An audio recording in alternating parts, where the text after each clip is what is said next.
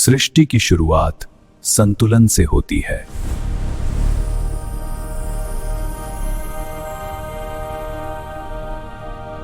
जब ब्रह्मांड असंतुलित होता है, महादेव ध्यान में समाधान खोजते हैं। शक्ति जागती है और सृष्टि में जीवन का प्रवाह भर देती है।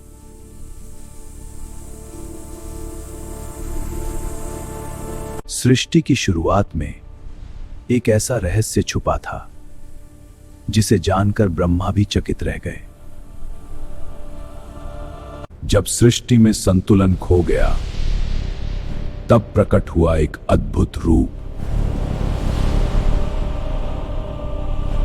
सृष्टि की शुरुआत में एक ऐसा रहस्य छुपा था जिसे जानकर ब्रह्मा भी चकित रह गए। ब्रह्मा ने सृष्टि की रचना शुरू की, लेकिन कुछ समय बाद सृष्टि आगे बढ़ना ही बंद हो गई। तब ब्रह्मा को समझ आया कि सृष्टि अधूरी है, क्योंकि इसमें संतुलन की शक्ति नहीं है। तब ब्रह्मा ने ध्यान लगाया, क्योंकि इस रहस्य का उत्तर केवल महादेव ही दे सकते थे। ब्रह्मा की पुकार सुनकर हिमालय की चोटियों पर प्रकट हुए देवों के देव। ब्रह्मा ने महादेव को प्रणाम किया और पूछा, हे देवों के देव, सृष्टि आगे क्यों नहीं बढ़ रही? महादेव मुस्कुराए और बोले, हे ब्रह्मा, शक्ति के बिना सृष्टि अधूरी है। महादेव ने ब्रह्मा को दिखाया वह शक्ति जिसके बिना सृष्टि अधूरी है। जब शिव और शक्ति एक हो जाते हैं, तब जन्म लेता है परम संतुलन। जब शिव और शक्ति एक हुए, तभी सृष्टि का संतुलन पूरा हुआ और फिर से जीवन ने जन्म लिया। तब प्रकट हुआ स्वरूप।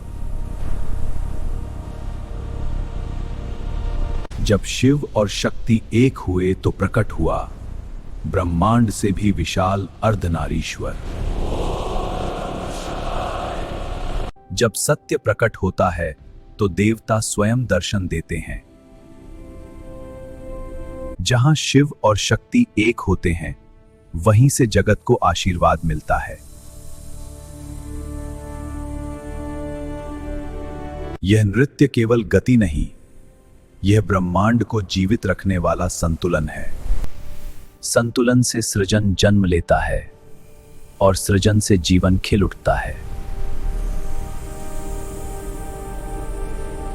संतुलन ही ब्रह्मांड का शाश्वत नियम है और अर्धनारीश्वर उसका दिव्य प्रतीक है। शिव और शक्ति कहीं दूर नहीं, वे सृष्टि के हर कण में बसे हैं।